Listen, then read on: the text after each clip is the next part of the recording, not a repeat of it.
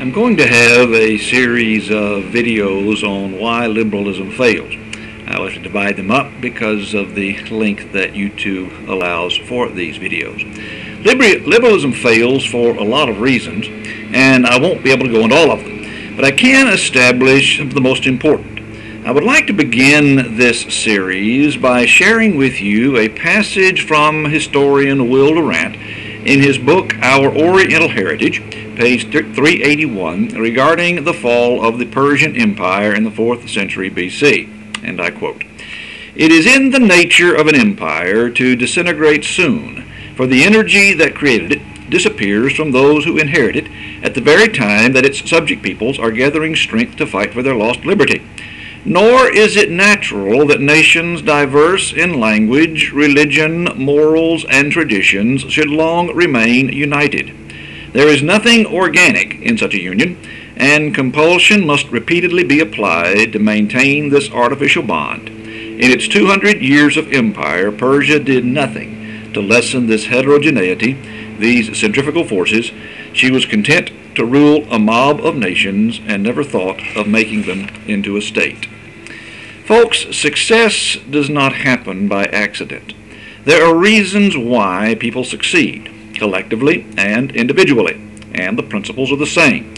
Those nations and individuals who have certain qualities and characteristics will nearly always be rewarded positively for their efforts. Those who lack those qualities will almost always fail.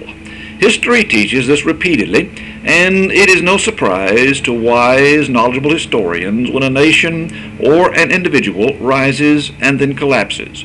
They will have walked time-proven paths. I want to analyze the Durant quote above in two parts. The first being the initial sentence, quote, "It is in the nature of an empire to disintegrate soon, for the energy that created it disappears from those who inherit it at the very time that its subject peoples are gathering strength to fight for their lost liberty." End of quote. Empires and individuals rise because of a strength of character and determination that is lacking in other peoples. As we study the past, we can see that people who are industrious, frugal, self-disciplined, sacrificial, and virtuous will nearly always succeed. People who are lazy, shiftless, self-absorbed, pleasure-loving, and wasteful will fail. What happened in Persia has happened countless times in history. A strong people, determined, disciplined, and industrious, build a great empire. They were not perfect, of course. No people are.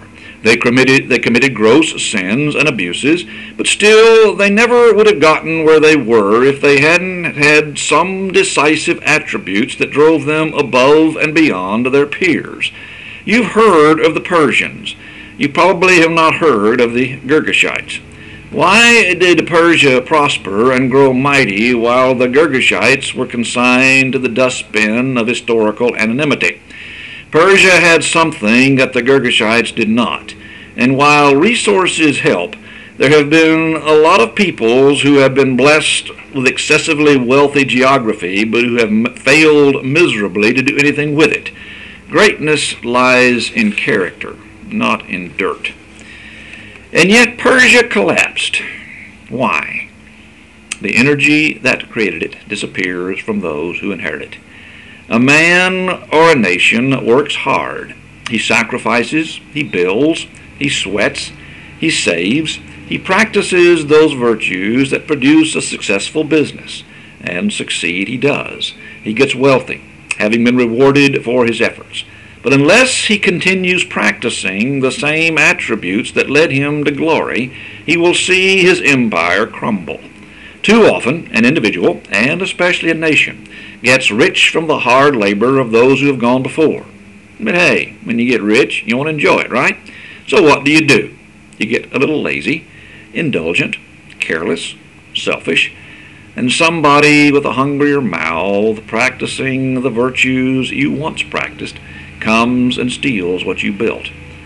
How many once successful businesses have folded because those who inherited it did not continue to execute with the same diligence their forerunners did?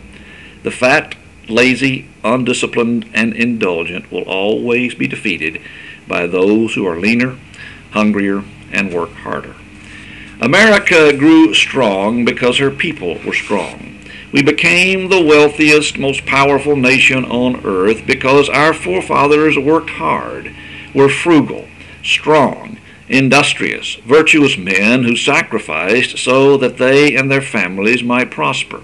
Yes, they made mistakes, of course, and they didn't always practice perfect Christian morality, not in the least. But they weren't lazy and shiftless either. If they had been, the United States would be a third-rate banana republic right now. Cast thy gaze southward. So let me reiterate. As we look back in history, we find the incontrovertible evidence that success is at the end of a long, hard road called industry, frugality, self-discipline, sacrifice, virtue. And failure comes to those who get lazy, covetous, indulgent, and wasteful. It happens almost without exception. And if we want the United States to continue to succeed, or to re-succeed, we must go back once again and study history, apply those qualities that lead to triumph, and shun those traits that produce disaster. We will, in our next, look at how liberalism fails miserably in this regard.